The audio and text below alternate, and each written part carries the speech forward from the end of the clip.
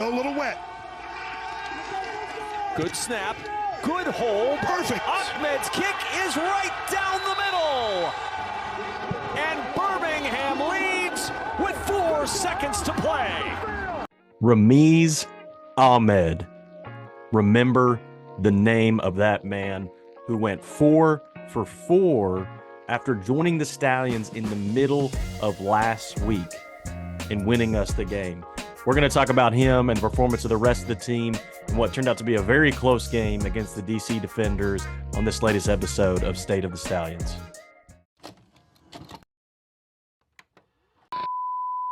Here we go. Giddy up on 3. 1, 2, 3. Giddy up.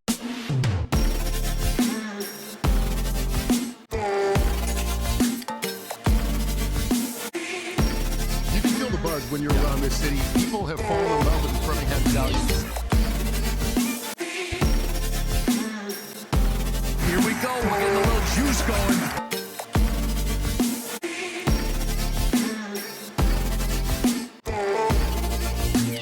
And Birmingham is going to win the USFL championship. So I've been thinking since the beginning of the season that it might be better to actually break up my weekly episode into 2 parts and do a game recap at the beginning of the week and do a game preview at the end of the week. And so I'm going to try that out this week and see how it goes. Hopefully the episode should be a good bit shorter because of that, and kind of polled people and sounded like people were interested in this idea. So let me know what you think after you listen to the episode. But just want to use this episode to kind of break down the game while it's fresh in all our minds, as it happened Saturday night. And I tweeted after the game, this game took about 10 years off my life. It was insanely stressful.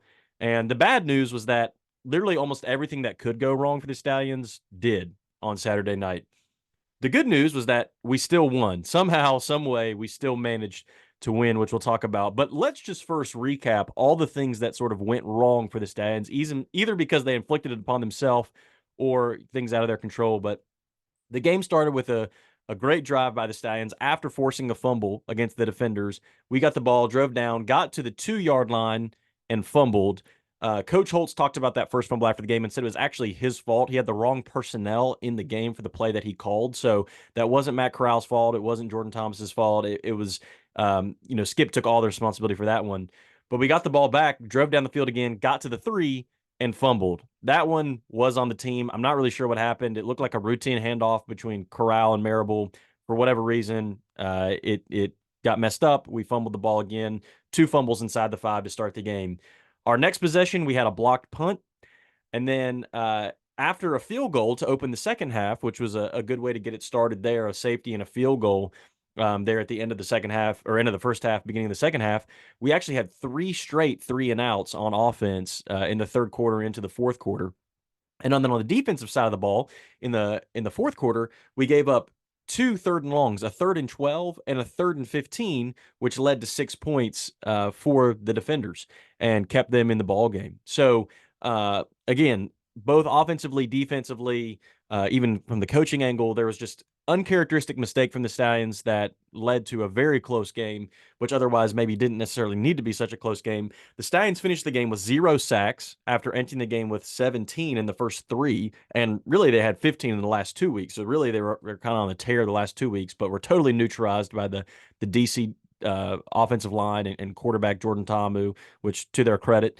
The defense gave up 90 rushing yards. They'd only given up 126 total for the first 3 games. So they were averaging 42 yards per game and gave up 90 this game. So over double that. Had a hard time stopping Zaquandre Wright, former Stallion, and Jordan Ta'amu coming out of the backfield. And so that was surprising to see and didn't necessarily put us in a lot of great situations. And we finished the game, worst of all, 0 for 4 on red zone touchdown attempts. We got a couple field goals, had a couple fumbles, but we actually never scored a touchdown in the red zone. Our one touchdown came on it was really a short pass from Matt Corral to Adrian Rogers, who was able to make a move and take it to the house. So a lot that went wrong for the Stallions in this game. But again, the good news is that we found a way to win, and that's ultimately what matters most. And is, I think, a testament to this team that despite all those things, they were still able to pull out a very close game with a 2-hour lightning delay terrible conditions in terms of the weather, very few fans left in the stadium when it was all said and done, but pulled out the win. And looking back on something I want to do is kind of look back on my three keys to the game that I released before each game and looking back on them. And if you looked at the keys, not that the coaches asked me, but if you looked at the ones that I said were key, we really didn't do them. So one of my keys was to get CJ Marable going. He was leading the league along with Adrian Martinez and rushing. And after week 2, week 3, he totally got shut down by Memphis. This week, same thing. He had 14 carries. We gave him the rock, but he only had 19 yards, barely had a yard per carry. So we couldn't get him going. The offensive line was missing starting center Cole Schneider and starting left tackle Christian DiLario. And we have some other great offensive linemen, but the people were sort of in positions that they haven't normally been in this year. We had Zach Johnson at center instead of guard. We had D. Gray on the left side of the line instead of the right where he usually is. Matt Caskey was starting at left tackle. And so some great players, but just not really in the same spots that they're usually in. So I felt like it was a lot more miscommunications and sort of missteps from the offensive line, and we couldn't get the run game going like we have the first couple of weeks of the season. My second key to the game was get off the field on third down. We didn't really do that. We already talked about it, but we were 4 of 11, which isn't bad. I mean, that was actually an improvement from previous games. However, we didn't get off the field when it really mattered. We were 2 of 3 on 3rd and 10 or more, as I mentioned. 2 of them leading to 2 field goals. And the other one, it was a 3rd and 14, and Ta'amu rushed for 13 yards. So he was 1 yard away from converting that. In that case, they would have been 3 for 3 on 3rd and 10 or more. So, not a great performance in that department. And again, kept them in the game for, down the stretch there late. And then, and I didn't mention this, but one of their other third down conversions was a 3rd and 9, which was a touchdown. We had them backed up on a 3rd and 9 on their first touchdown of the game, and Ta'amu scrambled out, found Roland in the back of the end zone. So not a great job on third down defense. That continues to be a struggle for us and something we have to improve. The last key that I had to the game, which I will give the team credit for this, was just finish the game, and we did that. We let them hang around. It was a tight game, but when it mattered, we got the ball back with a minute to go. Corral drove us down the field, got us in field goal range, and Ahmed came through for us. And so we finished the game, right? That was a game we easily could have won by a lot more, but it was also a game we easily could have lost. And again, credit to DC that they played a great game. I thought they had a great game plan. Coach Reggie Barlow is not a stranger to Alabama. He's from Alabama, coached at Alabama State, and he had a great plan, I thought, lined up for our team. Really kind of attacked us at some of our weaker points on defense, exposed us a little bit, did a great job neutralizing our offense. And so credit to them, and we could have easily lost that game the way that we played and the mistakes that we made, but we pulled it out. And there's something to be said about that. And so we did finish the game. So let's look back then and think about what are maybe some key takeaways from this game. My three key takeaways would have to be, number one, we got to figure out the quarterback situation. Skip basically said that he had a plan through game 4. It sounds like his initial plan was to let these guys kind of split snaps or split series the first 3 or 4 games. But based on feedback from them after the first 2 games, they both were really saying, hey, we'd really like to be able to play a full game. It's kind of tough going out there, getting a series or 2, getting taken out, back and forth, which a lot of us, kind of speculated that was the case. So Skip basically agreed that, okay, I'm going to let one of you have the entire 3rd game and one of you have the entire 4th game. Based on the way Adrian practiced, he gave that 3rd game to Adrian, which meant Matt got this 4th game. So he was asked after the game, what's the plan moving forward? And he said, I don't know. I basically had a plan up to this point, and I've got to think about it. So whatever he decides, I just feel like we've got to figure something out. We can't, I feel like, continue to have an offense where you don't really know who's going to be the quarterback week to week, series to series.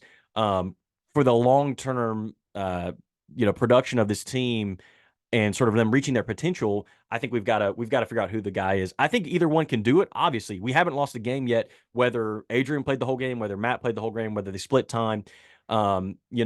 Maybe on our later episode this week, we'll get a little bit more into what I think we should do as far as who should be the guy or what the approach should be. But whatever it is, in my opinion, we just got to pick one, and we got to stick with that guy, let him play, and go from there, knowing that we've got a great plan B if necessary.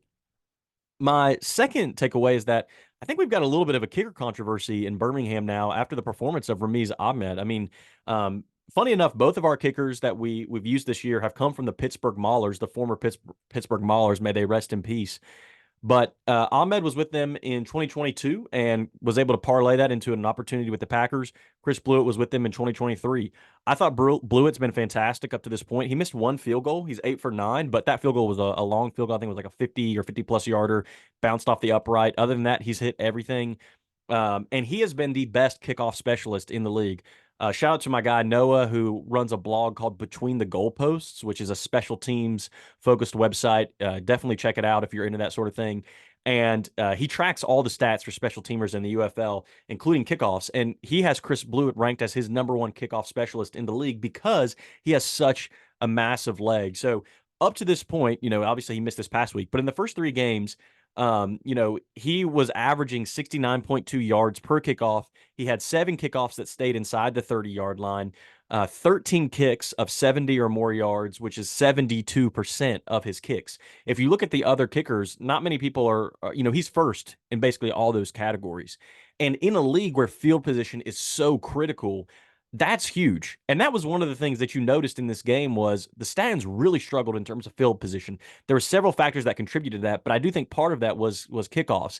I don't know that Ahmed, he has a huge leg, but I don't know it's quite the leg that Blewett has. And so I think from the kickoff specialist angle, I think there's good reason to potentially keep Blewett once he's healthy again. But that being said, with the performance that Ahmed had coming in again with just a couple weeks just a couple days of practice off the street, kicks 4 field goals, 4 for 4 in terrible conditions, I might add, including a clutch game winner from 46 with time about to expire. I mean, you can't say enough good things about that performance. And I don't know. I mean, if I'm Skip, I wouldn't want to be in his shoes because that's tough to let either one of those guys go. It's going to be extremely tough. And they're both really good kickers. In a perfect world, if we had a bigger roster, I would say keep them both, let Blewett do kickoffs, and maybe really, really long field goals, and then keep Ahmed the rest of the time because obviously the accuracy he demonstrated in week 1. But I don't know what they're going to do there. It's something to monitor this week and into the next week, depending on Blewett's health and his status. But I mean, it's a good problem to have. Same thing with the quarterback situation, right? It's frustrating sometimes to have these 2 quarterbacks going in and out, but it's a good problem to have that we have 2 of the best quarterbacks in the league. We can win games with either one. We got 2 of the best kickers in the league. And so we're going to have to figure out what to do there. But we do have, I think, a little bit of a kicker controversy brewing in Birmingham. And then my last takeaway, I already kind of mentioned this, but red zone offense. It's just, 0 for 4 is atrocious, obviously. Skip knows that. Skip will try and get that fixed. But on the season now, I mean, it's not just this game. It's a theme. On the season so far, we are 6 of 17 in the red zone in terms of touchdowns. That's only 35%. So only about 1 of 3 red zone trips were coming away with a touchdown, which is a huge drop from last year's team and is just, again, totally unacceptable. And so that's something that's got to get fixed. And if you look at the 4 games we've had so far, the games where we were efficient in the red zone weren't really very close. So that was Arlington and Memphis. And against Arlington, we were 2 for 3 in terms of red zone touchdowns. And then in Memphis, we were 3 for 4. So, 66% and, 75%. So about, roughly into the 70-ish percent or so in terms of red zone touchdown efficiency in the games that we've won pretty decisively. In the games that were extremely close and came down to the wire, came down to sort of the last possession, Michigan and DC. Against Michigan, we were 1 of 6 in terms of red zone touchdowns. And against DC, we were 0 of 4. Those 2 games combined, that's 1 of 10. That's 10%. Only 1 out of 10 attempts did we get a touchdown in those 2 games.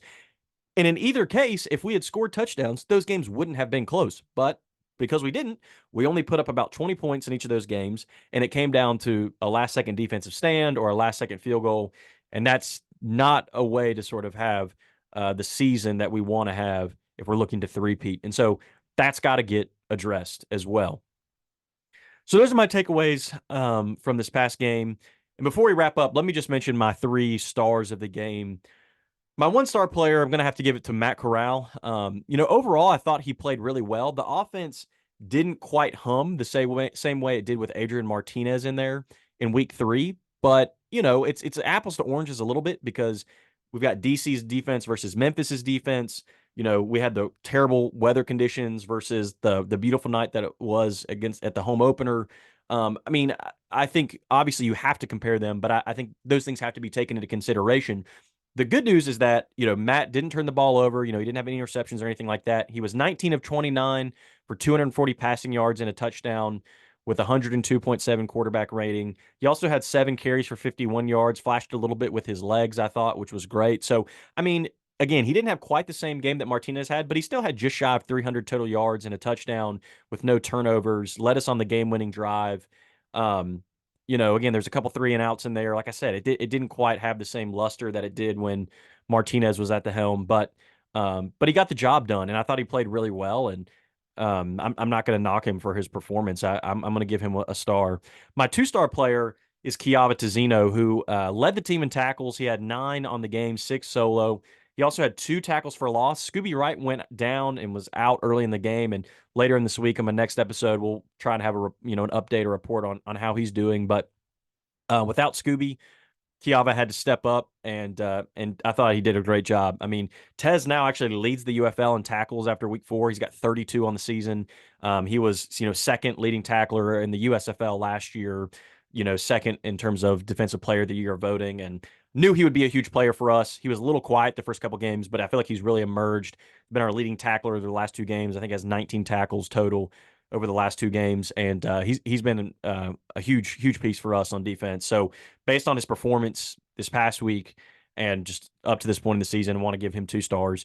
And then my 3-star player of the game has got to be Ramiz Ahmed. I mean, again, what can you say about this guy, right? Comes in off the street, couple days of practice, goes 4 for 4 with a long of 46, that game winner. Again, I just can't say enough good things about him. Super happy for him. Hope whether he sticks with the Stallions or not, he gets another opportunity in the NFL. If not with a different UFL team, if he isn't kept on the roster, if he is kept on the roster, certainly would love to have him. Although I also have really been pleased with Chris Blewett's performance. So whatever happens, I'm really happy for this guy, and I think he proved that he should be playing football somewhere. And I really hope he gets that opportunity, whether it's with us or with someone else. So shout out Ramiz. Whatever else happens this season, you always have 3 stars from me, man. So love seeing what you did. So that's pretty much all I've got for this episode. Like I said, I'm going to be releasing one later this week where we're going to talk a little bit more about the upcoming game against Houston and a little bit more of what's going on around the league. But while it was fresh in all our minds, just wanted to give this recap, and I'll try and probably do this for the remainder of the season, assuming it goes well. But definitely let me know what you think, in the comments or shoot me a message, leave me a post. And just before I go, I want to give a shout out to the fans. I know the turnout wasn't great with the weather and Talladega and everything else that was going on, but after a 2-hour delay, we did still have, I don't know how many, maybe 500 fans or so stick around. And we had, a shirtless pyramid of men in the end zone ready to receive the game-winning kick from Ramiz Ahmed. We had the horsemen on the sideline, still chanting on 3rd downs, chanting defense, banging the signs against the railing, and you could hear them on the broadcast when I went back and was watching it. And, so, I mean, I shout out to my guy Damian, good friend, and great follow on Twitter if you enjoy the Stallions. Damian had a tweet that it's we might not always have the biggest crowd in Birmingham, but we're always going to have one of the best crowds with the most energy. And I think that's true. Having gone to a couple different stadiums. Last year in the USFL, I went to Memphis, I went to Michigan, I was in Birmingham, I went to Canton, I went to every hub. And then this year, I've already been in Arlington, been in Birmingham, hoping to go to some other places like Houston and Memphis and San Antonio. And I can just say, I mean, having seen other crowds, Birmingham, we're not always the biggest, but I think we are one of the loudest. We have some of the most energy, some of the most passion, and you got to see a little glimpse of that with guys doing the air guitar and going crazy in the pouring rain after a 2-hour lightning delay at 10 p.m. at night at Protective Stadium. So shout out to the fans, shout out to Birmingham. I know we've been catching a lot of strays with the lower attendance numbers, and we'll maybe talk about that on the next episode later this week. But right now, I'm just going to say positive things and just say shout out to those who stuck around, shout out to those who support the team, shout out to those who bring the energy every week, and let's keep it up, let's keep building on it, let's keep supporting the best team in spring football and what we hope will be a 3-peat and a true dynasty, one of the best franchises in sports out there. So thank you again for listening. Thank you all for all the love and support. Continue to support these guys and Coach Holtz, and just make sure you giddy up.